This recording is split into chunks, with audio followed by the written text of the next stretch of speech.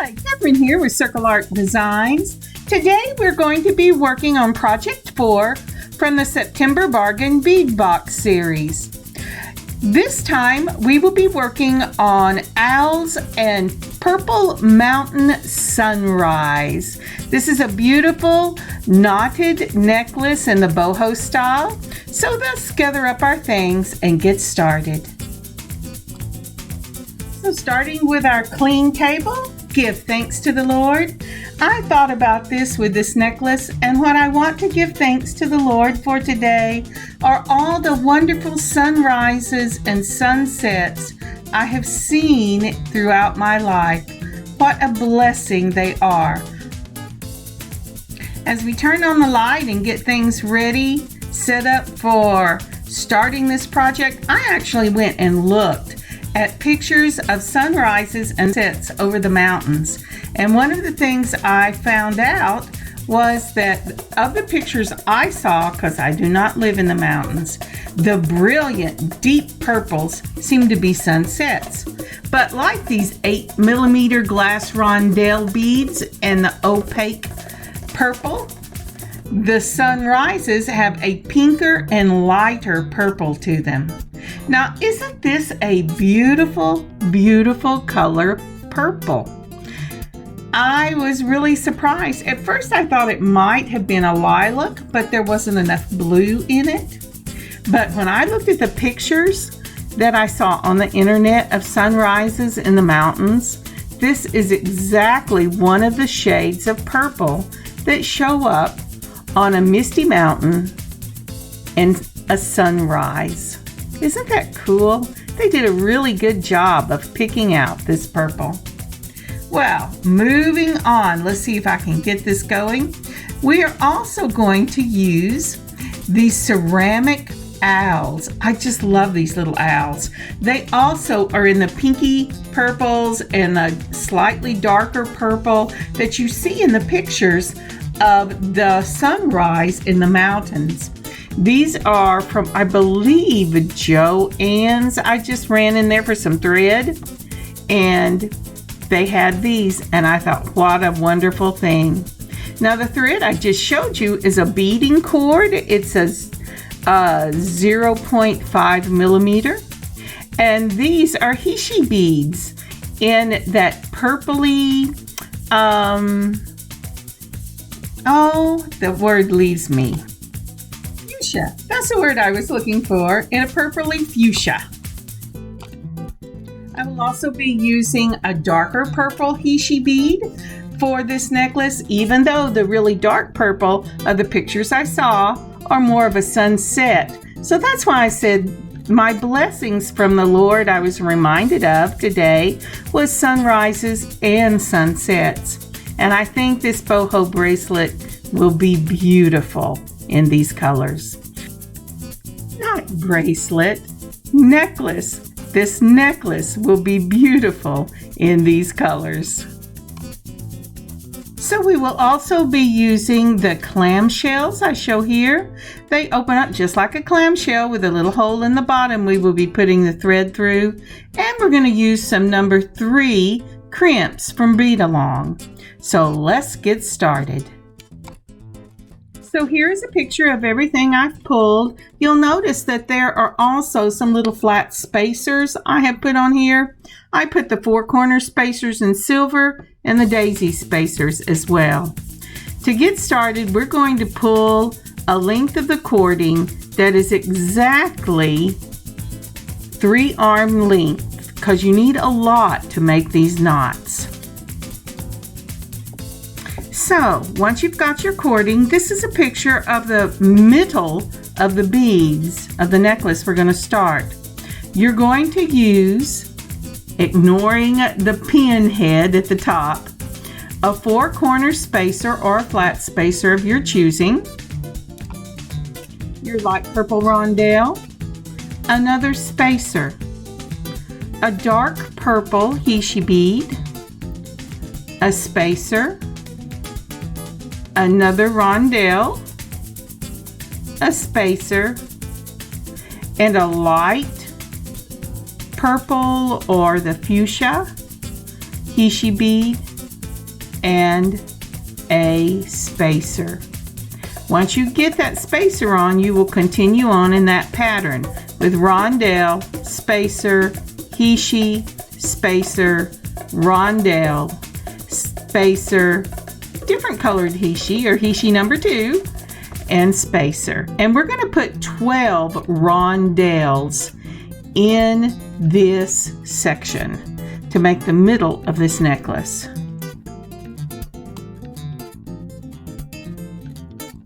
As we're doing this, would you take a moment and please like and subscribe to this channel, like this video, and please leave a comment. Thank you so much. I really do appreciate it, and I read every one of them. Thank you. Okay, now that we have got this pattern set in our mind, I'm going to start putting it on the cord. I'm going to fold the cord over where the ends meet, and then with my pattern in mind, remember we're going to continue this pattern till we get 12 of the rondelles in the center of the necklace. And I will speed this up and I'll meet you on the other side. Now, one thing to note, if you are doing 12 in the center, if your first was rondelle with a dark purple hishi and then another rondelle, on the other end you will also have a rondelle, a dark purple, and another rondelle. If you get to the end and you have that fuchsia on there, go back and look at everything because it should come out even with the dark purple, light purple, or fuchsia, dark purple, light purple, ending with the same color of hishi you started with. And now cross over and make a loop. Just like that. I hope I show it to you, but it's just a cross. There you go. See that? And then you're going to take your cord and you're going to bring it through the loop from the back. Now, once you bring it through the loop from the back, you're going to start pushing and pulling at the same time till you get that loop almost up with your beads. Just like that. And you don't tighten it till you get it right up against your spacer. And then we're going to do the same thing on the other side. So this is not 12 beads yet, but I wanted to make sure I showed you how to make that spacer bead on the sample. The loop on this sample. So cross it over, put it through the back, and then it's a push-pull motion. You're pushing with your fingers and pulling with the palm of your hand to move that knot along the cord till it gets to the bead. So push and pull. Now there's another way you can do this, and this is with a throwaway bead. So I have got that loop almost to my spacer.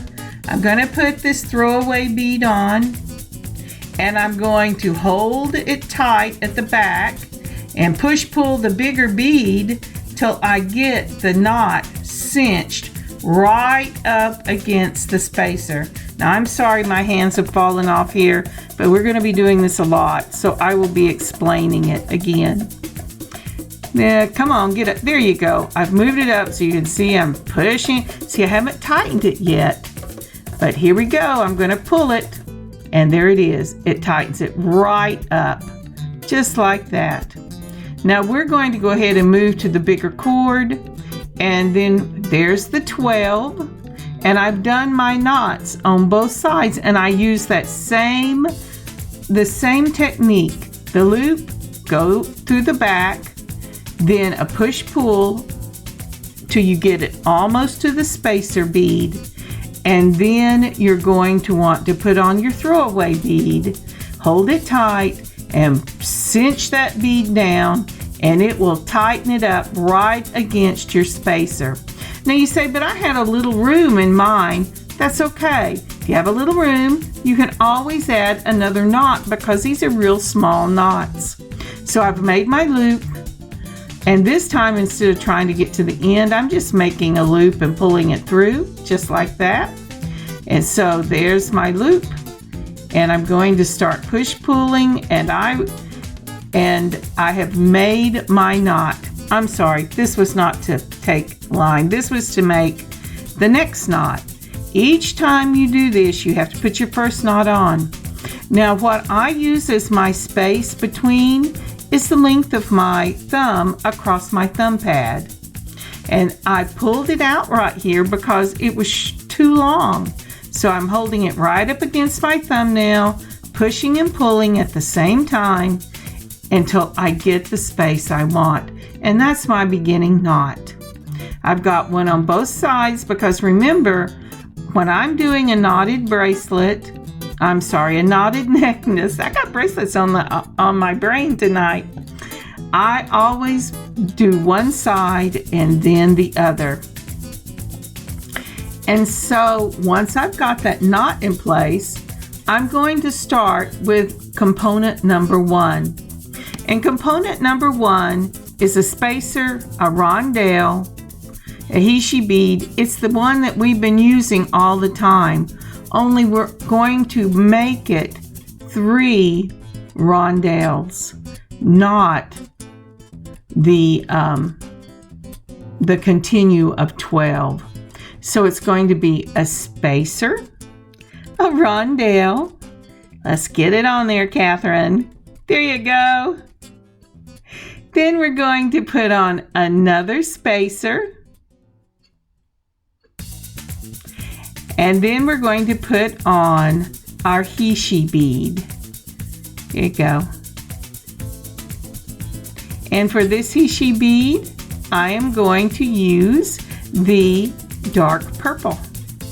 And then I'm going to put on another spacer and my rondelle. Come on, pick up now this is the 4-point. I pulled out some daisies too, but I will use those when we get to the ceramic owls. So, and this spacer says no.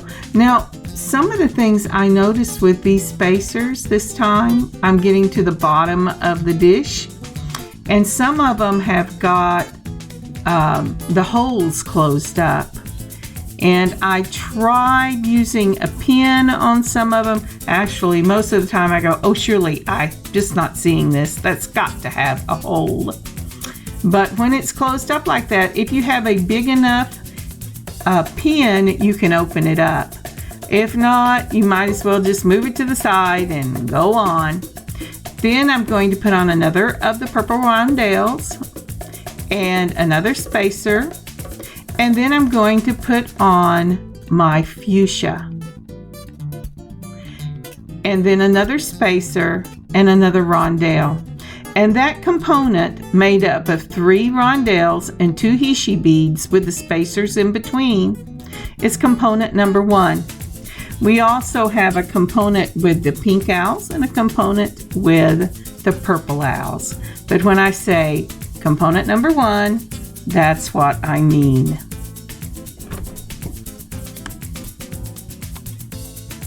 So I'm going to speed this up a little bit until we can get to the part of tying. And again, do you see? So it's got the 3 rondelles, the 2 Hishis. We make the loop. We put the string in from the back.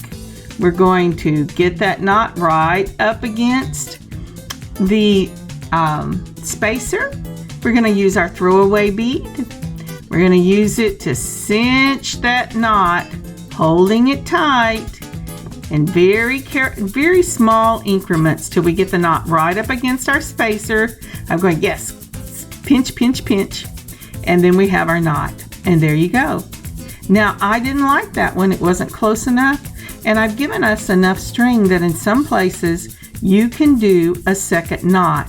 Remember though, if you do the second knot, you have to make the second knot jump over the first knot. So I just make my little loop go behind the first knot, and I get a nice little knot just like that, and it's right where I want it. And our knots match up on the bottom.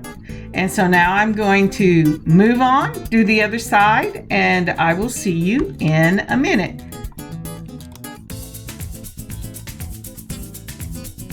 And we're back. We have both sides done. They line up, and we're ready for our next component. Now this will be component number 2, and it will be using our larger pink ceramic owls. So the first thing we're doing is measuring across my thumb so we get the same space, and we're making the little knot. I'm going to do it on both sides where I pull it through and I make the little knot. I'm going, do I have that in the right place? The first one I go, oh, it's done. But the second one, you have to be very careful, especially if you want your beads to line up. Now, if you're doing a random, it doesn't matter. But for this necklace, I wanted them to line up so my owls would line up. And my hand really isn't shaking that hard. I just sped it up because, like I said, watching me bead is like watching paint dry. So, we started with a 4-point spacer, your rondelle, and now this time I'm using one of the daisy spacers. And that's because the ceramic owls have a larger hole. Isn't that little pinky purple owl pretty? I just love it. Do you see the size of that hole? Come on, put it down. That's why we're going with the daisy spacers when we put the ceramic owls on. So, we're going to put the owl on. We're going to turn him back around because I got him going the wrong direction. And we're going to put the owl on. There he is. And then we're going to put another daisy spacer on so I don't have that large hole to work with. Then the rondelle, and then a 4-corner spacer so that it looks just like that. Make your loop, bring it from the back, and then you're going to use the push-pull method or the throwaway bead or found bead. This one is a different one than I started with because I dropped it in the floor and I didn't want to go find it. So I just picked up another bead on my table. And so I move that along and I'm cinching it up tightly. Now these little owls are a little hard to work with whenever you're cinching it because they want to roll all over the place. So I'm taking a head pin and I'm going to put it through that knot, and I'm going to put the tip into my mat to hold it right up against the spacer bead. And then I'm going to do the push-pull. And now if it is still not exactly where I want it, which it wasn't, I'm going to go ahead and put another knot in it, and I'm going to do the same thing. For one thing, these little ceramic owls can definitely use a second knot, but I'm going to jump it over my first knot. I'm going to hold it tighter because it wants to roll around. And you know, it would really be okay to leave the space. I'm just kind of crazy that way. So I'm using my throwaway bead, and I'm going to put it right as close to that as I can get it and cinch it up. And there you have it. Now it's where it's supposed to be. That's really so cute. I just love these little owls. It was a real blessing to find them. I wasn't really looking for anything, and they were just sitting right on the end there going, hey, look at us. Don't you have some beads you want to use with this color? And I went, yes, I do. But you're not really mourning owls, but that's okay. They're beautiful. So now we're going ahead and we're putting in our next knot. And I'm moving it across the length of my thumb so we get about the same measurement. And I'm wiggling it down. I don't want it to close too soon or it'll make my measurement too long. And I'm putting it right up against that thumbnail because I don't have a bead to cinch it up against. And there you have it. And now we have the space again. I'm going to do that the same thing the other way. And then we are going to put your component 1 on again. So for your component 1, remember it is a spacer, your rondelle, a spacer, your color 1 he, she, a spacer, your rondelle, a spacer, your color 2 he, she, a spacer, and a rondelle. And once you have that on, then all you have to do is tie your knot. And remember, the knots, they give me a little trouble when my hands start shaking, but once you get this technique down, it's not really hard. You make your loop, just the little crossover loop, then you bring your cording through the back of that loop. Let's see if we can get this right where I want it. Oh, I hope my hands are in space. Oh yes, I have a loop. I'm bringing the cording through the back. I'm adding my throwaway bead or your cinch bead or whatever you want to call it, minus whatever bead I've left on my table. And then I'm very carefully moving that loop towards my spacer bead. And you see I'm pinching and pulling, and that helps the knot to go down. And then I'm going to do, one more, because I didn't like where it was setting. It really is such a lovely thing that this thread is so wonderful to work with that you can do a single knot or a double knot. It doesn't really matter because they always work the same. And so now I've done both sides of the necklace. Isn't that pretty? Now once we get component 1 on, we've had a component 1, a component 2, a component 1. We're going to measure across our finger or our thumb.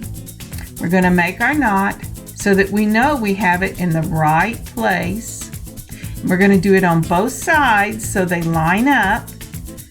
And then we're going to do component 3.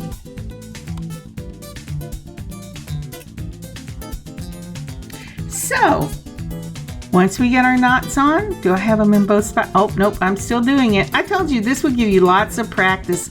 You know, the really crazy thing is about this is, as time consuming as this is, it is so much fun. And once you start playing with these cords, there are all kinds of colors and combinations, and they are just awesome. So, for our component 3, we're going to start out with a 4 square spacer, and then our rondelle, and then a daisy because this too has a giant hole. And then we're going to put on our second little owl. I always put it in from the bottom and moving right up against that rondelle. Then you're going to put on another daisy spacer to cover up that larger hole, because we don't want our knot to slip in that hole so that our bird can just go wherever it wants. In nature, you want them to be able to travel wherever, but on this necklace, you want them to stay in place. Then you put on your rondelle and a 4 square spacer. Make your loop, bring it in from the back, and begin to cinch it up.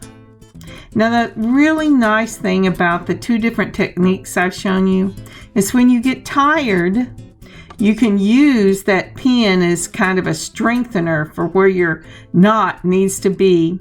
I put it through the loop and then I put it into my mat right up against my spacer bead. And now I've changed to a pearl because I did not like that giant faceted rondelle. Its hole was too big. It kept jumping over my little knots. So I'm using a pearl here, a glass pearl, and it works lovely. If I wasn't so lazy, I would go get the other one off of the floor. And I do when I'm through. But now I've gone ahead and I've done both sides of this one so that they match. And I'm going again and measuring against my finger and making my starter knot.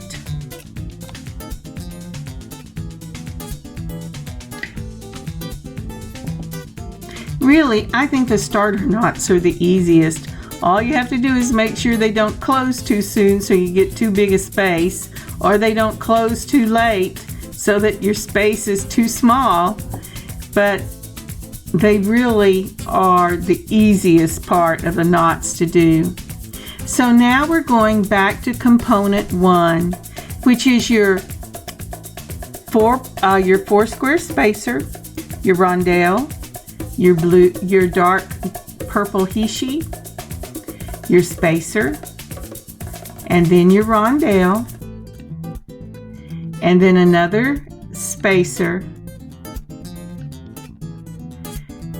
and then your fuchsia your fuchsia hishi, and another spacer, and your rondelle. I got ahead of myself and I forgot to put the spacer on. There you go. But I fixed it, and then it jumped off. And so this is the look.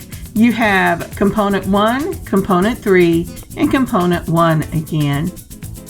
So this is made up, not counting the 12 in the middle, of actually 3 different components. Your component 1, which ties them all together. Your component 2, which has the larger of your owls. And your component 3, which has the darker purple owl. And I am just putting the pin in because my fingers are getting tired. That's it. Nope, it won't go in. It says no. I just pulled it till it touched it. And then I'm using the little pearl. Now, I believe this is a leftover from a bargain bead box a couple of months ago. And I just couldn't get rid of it because I just love it. Alrighty. So now I've done both sides and I've put in my starter knots, and we're going to do component 2 again. We only get one of the component 3s because they only gave me 3 of the little owls, but I got 4 of the larger purpley pink owls, and so we do that one twice. So this one, remember, when we use the ceramics, use the larger daisy spacer. And you know, that is a good rule of thumb to always use when you are working, especially with cording. If you don't have a daisy spacer, then use maybe a 11/0 or a 8/0 seed bead. You want it to be big enough that it won't go down into the hole, but it will hold the knot in place. I usually try to always keep daisy spacers on hand, simply for that reason, because there are lots of beads that you get that you look at them and they look wonderful and you're putting them with others, and then when you get to putting it on your cording, you discover that the knots are going to just jump right into that hole, and then it wibble wobbles all over your neck. And this one already spins, so I don't think it needs to move up and down in the space. So I have finished the next 2 pieces of the necklace, which was component 2. And I'm going to go ahead and put another component 1 on both sides. And then I have left a long space after I have that component together. That's because I'm making this a 32-inch necklace. I wanted it to be long. But I also, if you've watched me for any length of time, you know I really don't like lots of beads on the back of my neck. So I am going to put a stopper bead. For this, I am using 2 of my little 3mm silver balls. I've made a knot. Then I'm going to put the silver ball on, and then I'm going to go ahead and cinch another knot right down to it. And the reason I did this particular necklace this way is because like I said, I didn't want any beads at the back of it, because that bothers me and I know it bothers other people. So, and besides that, why would you want to hide your beads under your hair? right? They're beautiful. You don't want to hide it under your hair. So that's what I'm doing. So I put about 2.5 to 3 inches from my last component 1. And that's going to be where my clamshell goes. So I'm going to get this on both of them. Again, I tied my knot. I'm putting my 3mm spacer ball, which I'm using as the stop bead, and I'm going to put another knot. And it's the same knot we've done for the whole necklace. And I'm just going to cinch it right up against that bead. And I'm just using the push-pull. And that was a good look. If you want to go back, you can see my fingers are pushing, but the other fingers that are bent under to my palm are pulling. And that's why I say it's a push-pull motion. And so now I'm going to be ready to put on my clamshell.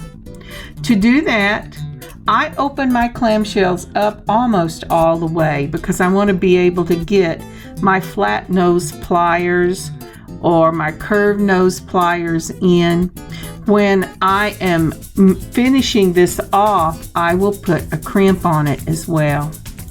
But the first thing we're going to do is we're going to open up our clamshell, and from the back of the clamshell where it joins, you're going to put through your cord so that it comes through the middle where the clam would be if you were eating it. And then I am going to tie a knot using that same push-pull motion. Now this knot you want to cinch up as close to the bottom of that clamshell as possible. And I have that clamshell laying right up against the knot I just finished. So this will be knot sandwiched between a knot and a knot. So it looks just like that. Now then, once I have got that done, I am going to add a number 3 crimp. These are bead-along number 3s. I have some others that I use sometimes, but this was so heavy that I wanted, it's not heavy for most people, but it's heavy for me with those ceramics, that I wanted to make sure that the crimp would not give. So once I have got it in there, I was pulling it up against the knot to make sure the knot was cinched all the way. Then I'm going to take my curved nose pliers to get in there, and I'm just going to mash against the crimp. Now you say, why do you do that, Catherine? Why don't you use a crimper? You're always telling us use a crimper. Well, this only has one side. There's not something to go against the other. And I want this to be flat so that if the knot by some chance slipped through the back of that clamshell, the crimp would hold it because it's wider than the diameter of the circle. So once I did that, I made sure that it would close with the knot and the crimp, and then I'm cutting right up against my crimp. And now you can put super glue at this time, just a dot on your crimp, and then close it. But I didn't do that for this one. It was really well done. It wasn't going anywhere, and I was really yanking on it. So we're going to do that again. We're going to put in our clamshell. Did you see how I opened up? There you go. So I've opened it rather wide. I'm putting in my clamshell from the back. I'm going to move it all the way down to those knots and stopper beads. Knot, bead, knot. Then I'm going to sandwich that clamshell between another knot, so it would be like the knots were the bread and the clamshell is the lunch meat or the peanut butter, whatever you use on yours. And then I'm cinching it right up against that clamshell. Next, I'm going to add a number 3 bead-along crimp. You should be able to see it right here. There you go. And then I am going to cinch it all the way down and make sure my knot is tight. And then I am going to use my round nose pliers. I'm going to come in and I'm going to mash that flat so that it's wide. If I used a crimper, it would make it a circle, and then it would not be wide enough to stop it from going through that clamshell. At this point, if you want to, you can put some E6000 or your super glue on it, or Gorilla Glue, or whatever you like to use. I'm not doing that. It's really held well. I'm going to close that up, and then I will be ready to put on my jump rings. Now, to finish this necklace, it's really big enough to go over your head, but I wanted it to have a finished look because some people really would rather open and close a latch than slip it over their hair. And I understand that. My daughter has really long hair and she hates putting it over her hair and get it over her head and get it tangled in her ponytails. So the next thing is I'm going to use a 4mm and a 5mm jump ring.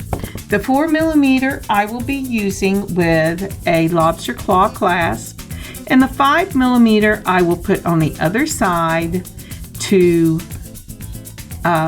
clasp it into. So to open this jump ring, you're going to need 2 sets of chain nose pliers, or a chain nose and a round nose, are curved. And what I'm doing is I'm holding it between the pliers with the slit up, and then I'm just twisting it open, putting on the lobster claw and twisting it closed. I'm going to do that again for this one, only I do not have to put anything except the end of the necklace. So I'm going to put this into it jumped off, sorry. I'm putting the necklace on, I'm using it, and I'm twisting it, making sure it's closed. The last thing I will do is I'm going to take my round nose pliers and I'm going to give just a tiny mash on that clamshell. I want to make sure that it's really good and closed. Sometimes I don't get it closed completely with my fingers, so I always do that as the end. And this is the finished product. Isn't that a beautiful piece? I just love the length in this piece, the way the owls set everything off, and I love the colors of the sunrise in this beautiful boho knotted necklace. Thank you for joining me today. I've had a great time making this necklace. Look in your own stash, see what you have. Every technique we have done today can be used with so many different beads and so many different varieties that it is just amazing the things you can come up with. There are beautiful designs in your own stash just waiting for you to put them together and make you a boho knotted necklace. I'll put pictures at the end. Thank you again for joining me. I hope you have a wonderful beading adventure of your own, and I will see you at the end of this week. Catherine, Circle Art Designs, .square.site. Bye, y'all. Blessings.